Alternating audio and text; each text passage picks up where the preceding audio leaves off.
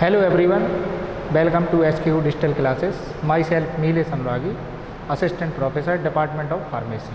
We are discussing in glycosides. Introduction of glycosides. Glycosides are certain molecules in which a sugar part is bound some parts glycosides numbers of sugars.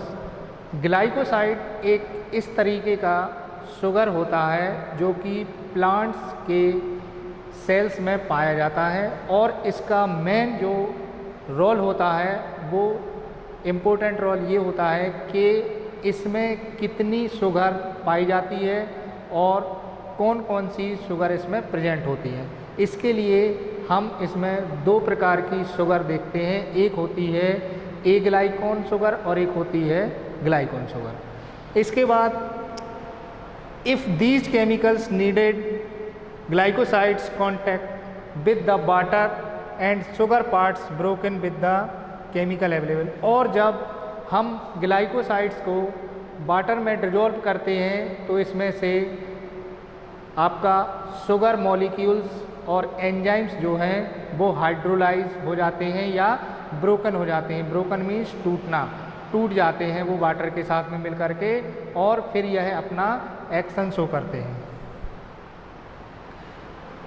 Related compounds, अब हम इसमें देखते हैं कि कौन कौन से इसमें रिलेटेड कंपाउंड्स होते हैं जो इससे निर्मित होते हैं या इसी टाइप के होते हैं। Molecules contains an glycosidic bond are known as glycosylamines. ये जो रिलेटेड कंपाउंड्स होते हैं वो एन ग्लाइकोसाइडिक बॉन्ड से बंधे हुए होते हैं और इनमें ग्लाइकोलामाइंस नामक एक आर्टिकल्स या बायोकेमिस्ट्री जो होता है जो इसका एन ग्लाइकोसाइडिक बॉन्ड से बंद होता है वो इसमें पाया जाता है और इसमें ग्लाइकोसाइड ग्रुप जो होता है वो IUPAC नाम के आधार पर इसको हम रखते हैं जिसका नाम हम ग्लाइकोसाइमीन्स के नाम से जानते हैं। Next one chemistry. केमिस्ट्री यानी रसायन। अब इसमें कौन कौन से रसायन पाए जाते हैं उन रसायन के बारे में हमें देखना है। तो much of the chemistry of glycosides is explained in the articles on glycosidic bond, for example the ग्लाइकोन और ए ग्लाइकोन। इसकी जो केमिस्ट्री होती है उसको यदि हम एक्सप्लेन करें तो इसमें ग्लाइकोसाइडिक बॉन्ड होता है और ग्लाइकोसाइडिक बॉन्ड्स के साथ साथ इसमें दो प्रकार की शुगर भी पाई जाती हैं जिनको हम ग्लाइकोन और ए ग्लाइकोन नामक शुगर से जानते हैं। इसके बाद for example ग्लाइकोन and separated by hydrolysis in the presence of acid, और इनको सेपरेट करने के लिए हम लोग इनका हाइड्रोलाइजेशन करते हैं यानी कि वाटर में हम इसको डिजोल्व करते हैं जिससे कि ये हाइड्रोलाइज हो जाता है और जो उसमें ब्रोकन होते हैं ये इसके मॉलिक्यूल्स वो हाइड्रोलाइज होकर के नीचे अपने बीकर के तली में सेपरेट हो जाते हैं जिनको हम हाइड्रोलाइज बोलते हैं। इसी से हम इनका निर्धारण करते हैं कि इसमें दो प्रकार की शुगर पाई जाती हैं, ए ग्लाइकोन और ग्लाइकोन। The numbers of enzymes from the bond the most important cleavage of glycoside hydrolase, और इसमें जो एंजाइम प्रेजेंट होता है उसका बहुत महत्वपूर्ण उपयोग होता है किसके लिए? ग्लाइकोसाइड हाइड्रोलाइज के लिए।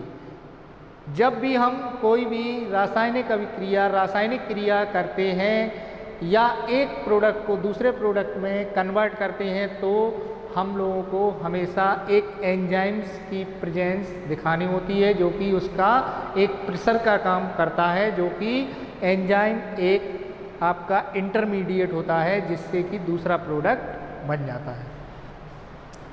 The nature of mutation enzyme termed glycosynthase between the develop can from the excellent yield, और जब एंजाइम काम करता है तो उस एंजाइम का नाम होता है ग्लाइकोट्रांसफेरेज और इसका काम होता है म्यूटेंट। म्यूटेंट का काम होता है जो कि डेवलप करता है किसको, ग्लाइकोसाइडिक बॉन्ड को।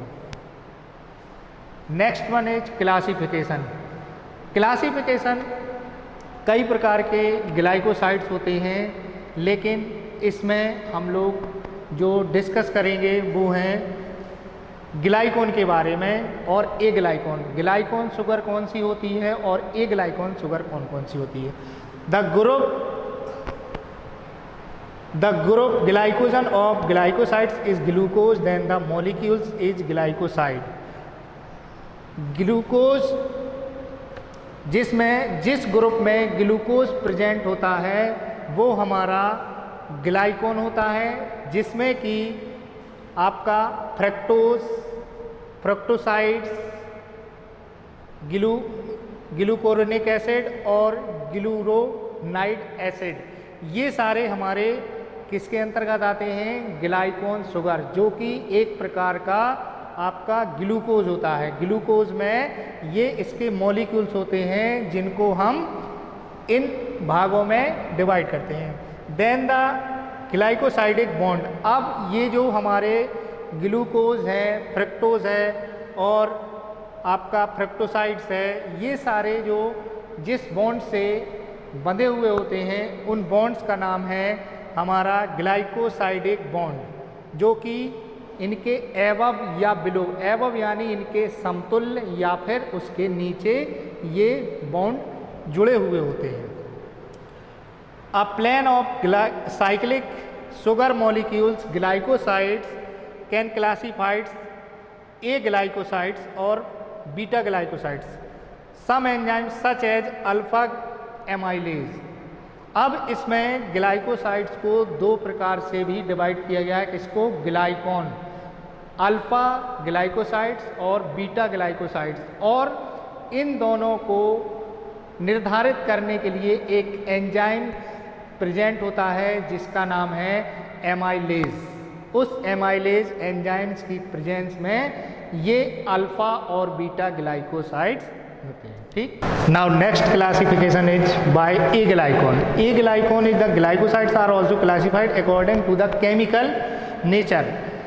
इसको क्लासिफाइड किया गया है इसके केमिकल नेचर के आधार पर, और इसका जो मेन पर्पस है वो है for purpose of biochemistry and pharmacological is the most useful classification. और इसका बायोकेमिस्ट्री और फार्माकोलॉजिकल एक्शन देखने के लिए इसका मेन पर्पस है इसको क्लासिफाइड करने का। सबसे पहले इसमें है alcoholic glycosides. Alcoholic glycosides, an example alcoholic glycosides is salicin which is found in the genus Salix. Saline is converted the body into salicylic acid. Alcoholic glycosides जो है ये एक प्रकार का सैलिसिन लिक्विड होता है जो कि एक जीनस बॉडी से पाया जाता है जिसका नाम सेलिक्स है, और इस सैलिसिलिन को कन्वर्ट किया गया है आपके सैलिसिलिक एसिड्स में। सैलिसिलिक एसिड एक प्रकार का आपका ग्लाइकोसाइड्स है जो कि फार्माकोलॉजिकल एक्शन हमारी बॉडी पर शो करता है। Next, which is closely related to aspirin and analgesic, antipyretic and anti inflammatory effects. अब इसमें जो एस्प्रिन होता है वो क्या करता है कि एनाल्जेसिक, एंटीपायरेटिक और anti inflammatory.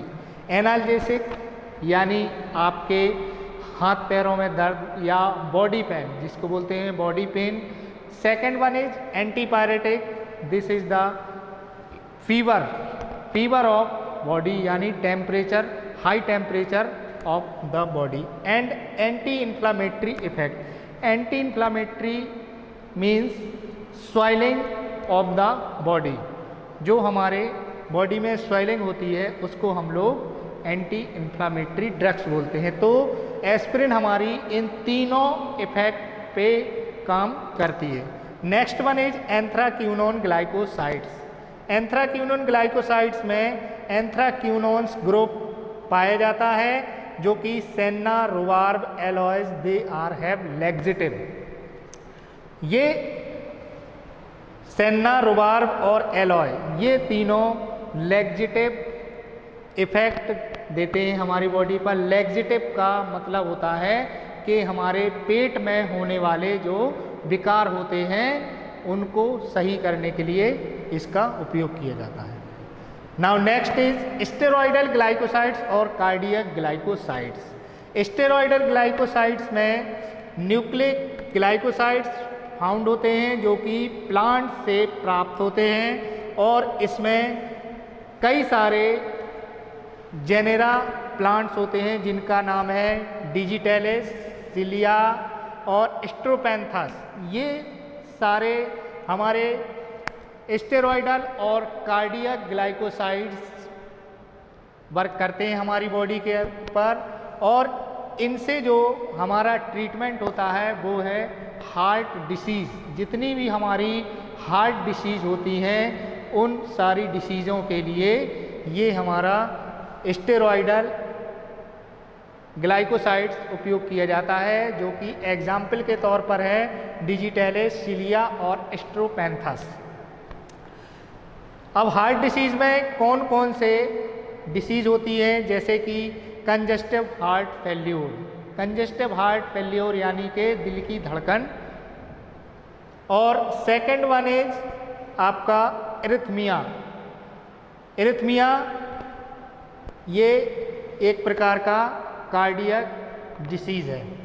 Next is distribution in plant kingdom. अब इसको डिस्ट्रीब्यूट किया गया है हमारे प्लांट किंगडम के आधार पर, यानी प्लांट जगत के आधार पर इसको हम लोग क्या कर रहे हैं, डिस्ट्रीब्यूट कर रहे हैं। और इसके आधार पर इसको हमने जब डिस्ट्रीब्यूट किया तो बहुत ही छोटे अमाउंट में इसके सीड्स, लीव्स और स्टेम, बार्क, प्लांट का होल पार्ट जो है हमने इसमें उपयोग में लाए हैं, क्योंकि हर एक प्लांट्स का कोई ना कोई पार्ट्स उपयोग में लाया जाता है। और जब हमने इनकी कुछ स्पीसीज़ को लिया है तब हमने इनको देखा कि इसमें कई सारे फैमिलीज़ बिलोंग्स करती हैं जैसे कि Apocynaceae, Leguminosae, सोलेनिएसी।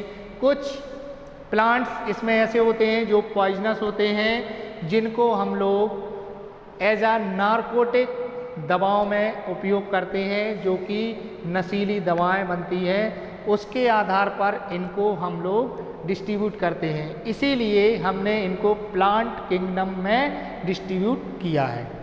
The next one is classification of crude drugs.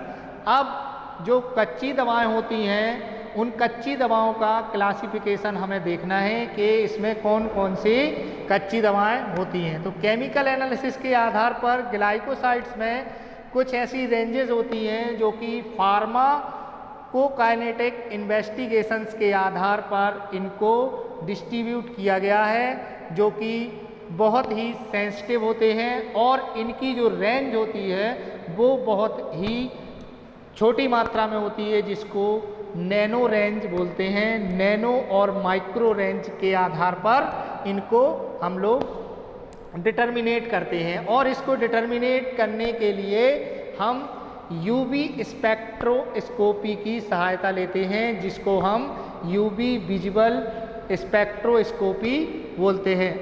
And second one is TLC, thin layer chromatography. Thin layer chromatography करने के लिए हम लोग ग्लाइकोसाइड जो होता है, जो क्रूड ड्रग है हमारी जिसमें ग्लाइकोसाइड्स पाया जाता है, उस ड्रग को लेकर के हम टीएलसी प्लेट प्रिपेयर करते हैं जिससे कि हमको ये प्राप्त हो जाता है कि इस क्रूड ड्रग में ग्लाइकोसाइड्स प्रेजेंट है अथवा नहीं। यदि उस पर हमने टेस्ट लगाए और टेस्ट यदि उसमें पास हो गए और जो कलर हमें चाहिए है वो कलर यदि इसमें प्रेजेंट हुआ तो हम समझ जाएंगे कि इसमें ग्लाइकोसाइड्स प्रेजेंट है। In classical methods direct measurement by UV led to the absorption और mass। जब हम क्लासिफिकेशन मेथड देखते हैं तो इसका मेजरमेंट हम करते हैं किसके आधार पर, यूवी और मास स्पेक्ट्रोस्कोपी के आधार पर हम इसका क्लासिफिकेशन देखते हैं, जो कि बहुत ही वास्ट और इम्पोर्टेंट होता है, जिससे हमें ये प्राप्त हो जाता है कि glycosides are present in this plant and in this chemicals. And thank you for watching. Thanks a lot.